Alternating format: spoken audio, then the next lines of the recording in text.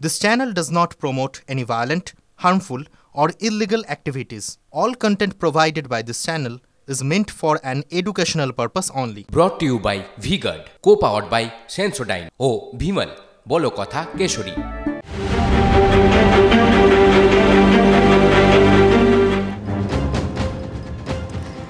আচ্ছা, ভোট মানে কি? খুব গম্ভীর গম্ভীর একটা বিষয় না, মোটেই তা নয়। জনতার দাবি দাওয়া আর দেশের বা রাজ্যের ভালো মন্দের মতো একটা বিষয় রয়েছে, সেটাই মূল। কিন্তু তার পাশেও অনেক কিছু রয়েছে, গভীর আলোচনার বাইরেও নির্ভেজাল আনন্দ, কারো কারো কাছে কৌতুক। নেতা নেত্রীরা ভোটে জেতার জন্য প্রচারের হাতিয়ার হিসেবে যা যা করছেন তাতে চোখে ঝিলমিল লেগে যাচ্ছে। আর এই দৌড়ে অন্য সবাইকে পিছনে ফেলে উসেন বোল্টের মতো এগিয়ে গিয়েছেন বিষ্ণুপুরের তৃণমূল প্রার্থী সুজাতা মণ্ডল। রোজই নতুন নতুন কর্মকাণ্ড করে চলেছেন সুজাতা, জায়গা করে নিচ্ছেন টিভি চ্যানেলের পর্দায়, তার থেকেও বেশি সোশ্যাল মিডিয়া। এই সমস্ত চরিত্র নেই আজকের TV9 স্পেশাল, আপনাদের সঙ্গে আমি মঞ্জিরা।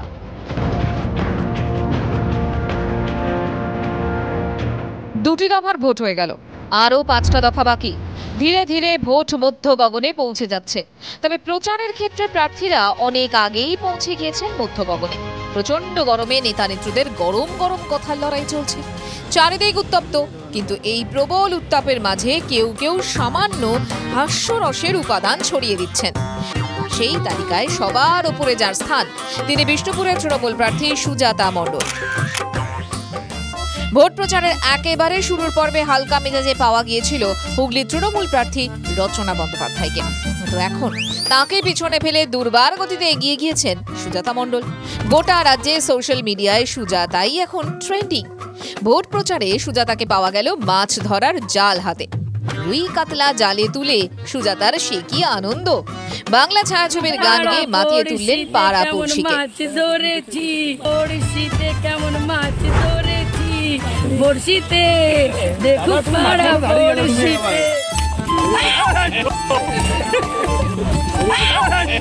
আর শুধু মৎস্যজীবী কেন, ভোট প্রচারে ফুটবল হাতে ফুটবল পায়েও লাজবাব সুজাতা।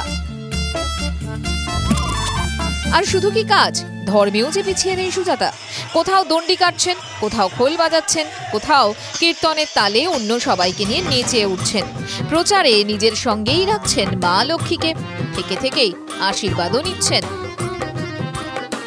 এর আগেও প্রচার বঙ্গে ফুল ফুটিয়েছেন সুজাতা, চা বানিয়েছেন, সেলুনে ঢুকে চুল কেটেছেন, চপ ভেজেছেন, আবার ফু দিয়ে প্রতিপক্ষকে উড়িয়েও দিয়েছেন।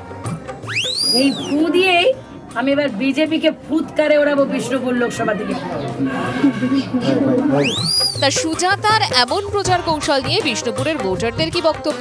ওনার ওটা ভেলকিবাজি, মানে এখন মানুষ সিনেমা এখন দেখতে যায় না হলে, এখন মানুষ এই ট্রেলারটাই দেখছে আর কি। এটা ওর পুরোপুরি অভিনয়, এই অভিনয় করে দেখাচ্ছে, মানুষকে বিভ্রান্ত করছে। ওনার কোনো পরিকল্পনা নেই, উনি ভেলকে দেখিয়ে ভোট চাইতে এসেছেন, এভাবে তো আর ভোট হয় না।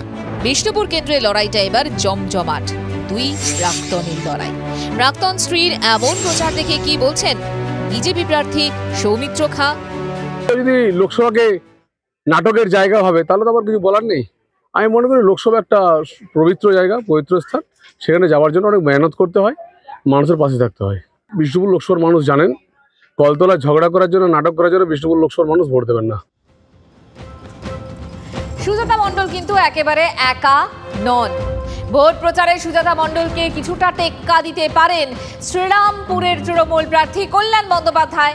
দিন কয়েক আগেই আপনাদের দেখিয়েছিলাম কল্যাণবাবুর সরাসরি যোগাযোগ আছে শ্রীরামকৃষ্ণের সঙ্গে, আর তাই জনতাকে তিনি জানিয়েছিলেন যে আরামবাগের তৃণমূল প্রার্থী মিতালি বাগকে নির্বাচন করেছেন স্বয়ং ঠাকুর রামকৃষ্ণ।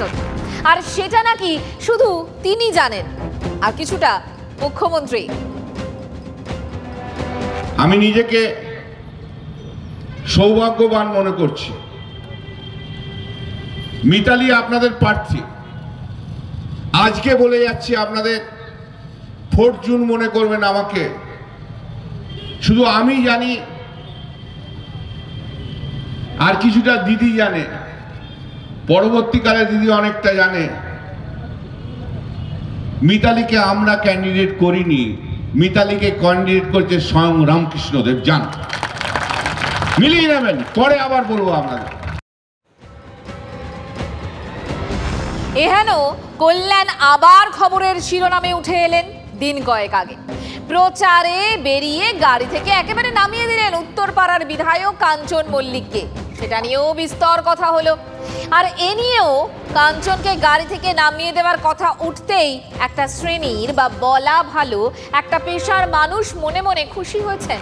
তারা বলছেন ধর্মের কল বাতাসে নড়ে।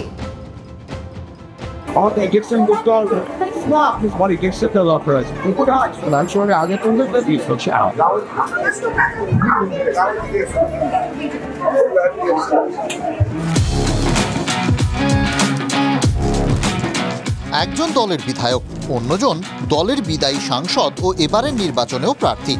প্রচারে যাওয়ার ঠিক আগে বিধায়ককে গাড়ি থেকে নামিয়ে দিলেন কল্যাণ বন্দ্যোপাধ্যায়। কেন? ভোটে নাকি প্রভাব পড়ছে। কাঞ্চন কি বলেছিলেন তারপর? না বলেছেন, আমি নেমে চলে এসেছি। বুঝতে পারছি না যে কেন রিয়াক্টটা করবেন, কারণটা কি, মানে মহিলা রিয়াক্ট করবেন কেন, ওয়াই, সেই কারণটা আমার কাছে পরিষ্কার নয়। দল তো দেখছেন, দল তো জানেন, এবার দল যা ডিসিশন নেয় আমি কি বলতে পারি। যদিও কল্যাণ বন্দ্যোপাধ্যায় নিজের এই কাজে ভুল কিছু খুঁজে পাননি। দেখো, উনি মনক্ষুণ্ণ হয়েছেন কি মনক্ষুণ্ণ হননি আমি জানি না। এর আগেও ওনাকে নিয়ে প্রচারে আমি বেরিয়েছিলাম। উনি আমার সঙ্গে যখন প্রচারে বেরিয়েছে, গ্রামের মহিলারা কিন্তু খুব ভীষণ রিয়াক্ট করছেন। আমি ওনাকে আগেই বলে দিয়েছিলাম গ্রামে এসো না। ভোট রঙ্গের নতুন সংযোজন, তাতে সন্দেহ নেই। এই গোটা পর্বে কল্যাণের পাশেই দাঁড়িয়েছে তার দল তৃণমূল কংগ্রেস। যে রুচিতে, যে ভঙ্গিতে যেসব বিষয় তিনি আনেন, তার অনেক বেশি সতর্ক হওয়া উচিত। তার যেহেতু তিনি তৃণমূল কংগ্রেসের বিধায়ক, ফলে সবটাই ব্যক্তিগত এবং সবটাই শিল্পী, এইভাবে এটা হতে পারে না। কল্যাণ বন্দ্যোপাধ্যায় যা বলেছেন একদম সঠিক কথা বলেছেন। কাঞ্চনের ব্যক্তিগত জীবনটা মিশে গেছে রাজনীতির সঙ্গে। তবে এক শ্রেণীর মানুষ এই ঘটনায় বেজায় খুশি, কারণ কাঞ্চন মল্লিকের বিয়ের এই কার্ডটা।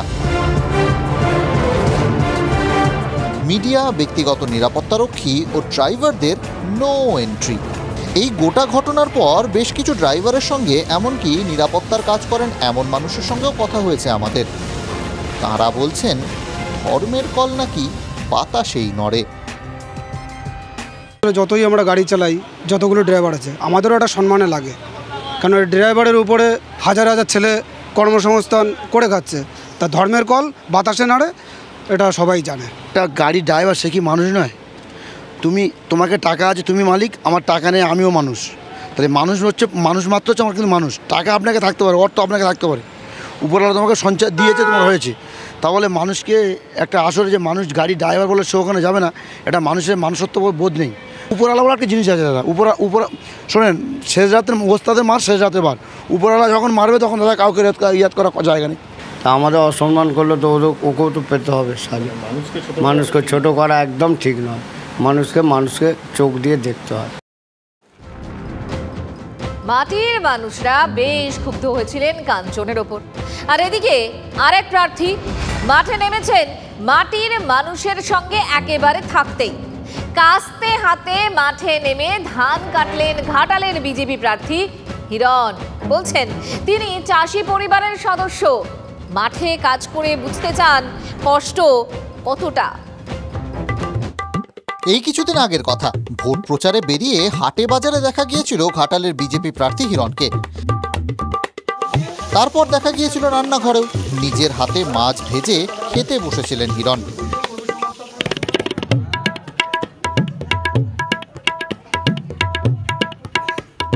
গল্পের ছলে গ্রামের বাড়ির মানুষকে বলেছিলেন রাজনীতি করা কতটা শক্ত। কিন্তু রাজনীতির থেকেও শক্ত অনেক কাজ আছে, মানুষ তাই করেন। জনতার মতে জীবনযুদ্ধ কম কঠিন নাকি? সেই জীবনযুদ্ধের স্বাদ নিতে হিরণ বেছে নিলেন ক্ষেত। প্রচার করতে করতে কাস্তে হাতে নেমে পড়লেন ধান কাটতে। মানুষকে কাছে পেতে জানালেন তার কৃষক পরিচয়ের কথাও। দেখুন, আমি তো গ্রামেরই ছেলে, মানে আমার বাবার বাবা, আমার মায়ের বাবা সবাই চাষ করতেন, বলে অরিজিন তো আমার কৃষক পরিবারের, তাই না? সেই জন্য আমি একবার দেখতে এলাম যে সত্যিকারই কতখানি কষ্ট হয়। সেটা নিজে না বুঝলে দিল্লিতে গিয়ে আপনি কাদের কথা বলবেন? কিন্তু হিরণের এই প্রচার ট্যাকটিক্সকে কটাক্ষ করছেন তার প্রতিপক্ষ দেব।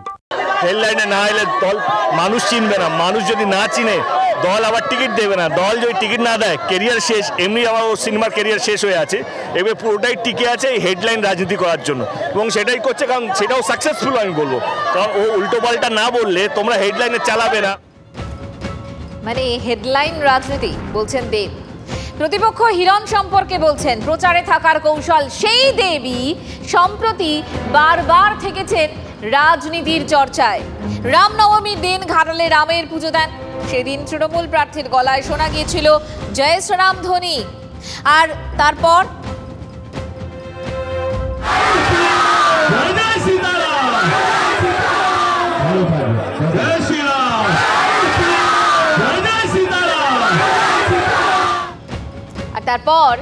রাজনীতি আর অভিনয়ের ক্ষেত্রকে বরাবর আলাদা করে রাখতে চান তিনি। বারবার দাবি করেন যে ব্যক্তি আক্রমণে তিনি বিশ্বাসী নন, বরং সৌজন্যের আবহ বজায় রাখতেই বেশি আগ্রহী তিনি। ভোটের তপ্ত আবহেও তা পালন করে চলেছেন। কিন্তু দল কিভাবে দেখছে তারকা প্রার্থীর এই ইমেজকে? রাজনীতির অলিন্দে থাকলেও বরাবরই ব্যতিক্রমী দেব। সম্প্রতি বাগডোগরা বিমানবন্দর থেকে বের হওয়ার সময় তাকে দেখে জয় শ্রীরাম স্লোগান দেন এক ব্যক্তি। কোনো বিরক্তি প্রকাশ নয়, বরং ওই ব্যক্তিকে জড়িয়ে ধরেন ঘাটালের তৃণমূল প্রার্থী, হাতও মেলান। ভোটের প্রচার পর্বে মিঠুনকে গদ্দার বলে আক্রমণ শানাচ্ছেন তৃণমূল নেতৃত্ব। এখানেও অন্য লাইনে ঘাটালের প্রার্থী। মিঠুন আমার নিজের বাবার মতো, আমি তো বলিনি, যিনি বলেছেন তোমার যদি ক্ষমতা থাকে তার কাছে যান, এবং যাকে নিয়ে বলেছেন তার কাছে যান, তারা কি বলছে তারা দেখুন। আমি বললাম আমার কাছে মিঠুন দা বাবা তুল্য মানুষ। তবে দেব মিঠুনের এই রসায়নকে ভালো চোখে দেখছে না দলেরই একাংশ। এই যেমন কুণাল ঘোষ, নাম না করলেও সৌজন্যের খোঁচা দিয়ে সোশ্যাল মিডিয়ায় তৃণমূল নেতার পোস্ট। বিশ্বাসঘাতকরা আমাদের নেতা নেত্রী দলের বিরুদ্ধে কুৎসা করলেও তাদের সঙ্গে ব্যক্তিগত আদিক্ষেতা করে নিজের ইমেজকে সর্বপন্থী উদার রাখার চেষ্টার নাম সৌজন্য। কুণাল ঘোষ যে শব্দটা দিয়ে শেষ করলেন কোট আনকোট সৌজন্য, সেটা দিয়েই শুরু করি। সৌজন্যের রাজনীতি মাঝে মধ্যেই বঙ্গ রাজনীতিতে ঘুরে ফিরে আসছে এই শব্দবন্ধ।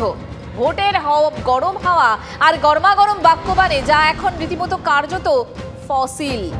রাজনীতির লড়াইয়ে প্রতিপক্ষকে কোণঠাসা করতে কোনো যে অস্ত্রই ছাড়েন না নেতা। কথায় কথায় ব্যক্তিগত আক্রমণ, বেলাগাম ভাষা। কিন্তু তার মধ্যেও এমন কয়েকজন আছেন যারা সৌজন্যের রাজনীতির ধারাকে বয়ে নিয়ে চলেছেন। এই যেমন কলকাতা উত্তরের বিজেপি প্রার্থী তাপস রায়। গত কয়েকদিনে যারা একাধিক পদক্ষেপ নজর কেড়েছে, সৌজন্যের বার্তা দিচ্ছেন যে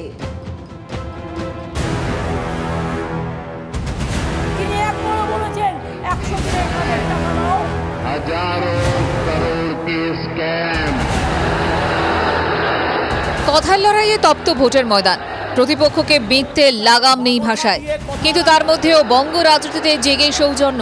ভোট লড়তে নেমে গান্ধীগিরির পথে নিয়েছেন উত্তর কলকাতার বিজেপি প্রার্থী। সপ্তাহের শুরুতে চমক দিয়ে আলিমুদ্দিন স্ট্রিটে পৌঁছে যান কলকাতা উত্তরের বিজেপি প্রার্থী। বামফ্রন্ট চেয়ারম্যান বিমান বসুর আশীর্বাদ নেন। একদিন পরেই তার গন্তব্য ছিল রাজনৈতিক শিক্ষাগুরু প্রয়াত তৃণমূল সাংসদ অজিত পাঁজার বাড়ি। পরিবারের সঙ্গে সৌজন্য বিনিময়। ভোট চান পরিবারের সদস্য রাজ্যের মন্ত্রী শশী পাঁজার কাছেও। এখানেই দাঁড়িয়ে পড়েনি তার সৌজন্য সফরে। পরের দিন প্রয়াত সাধন পাণ্ডের বাড়িতে পৌঁছে যান কলকাতা উত্তরের বিজেপি প্রার্থী। রাজ্যের প্রাক্তন মন্ত্রীর ছবিতে মালা দিয়ে শ্রদ্ধা জানান। আমার কাজটাই তো এখন 15 লক্ষর ওপর যে মানুষ, দুজন ছাড়া সকলের কাছে ভোট ভিক্ষা করা। দুজন না, এটা বুঝে না। ভোট রাজনীতির তপ্ত ময়দানে তাপস রায়দের হাত ধরে মরুদ্যানের মতো জেগে সৌজন্যের রাজনীতি। Bureau report, TV9 Bangla. আর এই সৌজন্যের পথ দেখিয়েছেন রথেন চক্রবর্তীও। আজকের ছবি দেখুন। মন্ত্রী অরূপ রায়ের বাড়িতে ঢুকলেন তিনি। হাওড়ার বিজেপি প্রার্থী, যদিও মন্ত্রীর সঙ্গে দেখা হয়নি তার।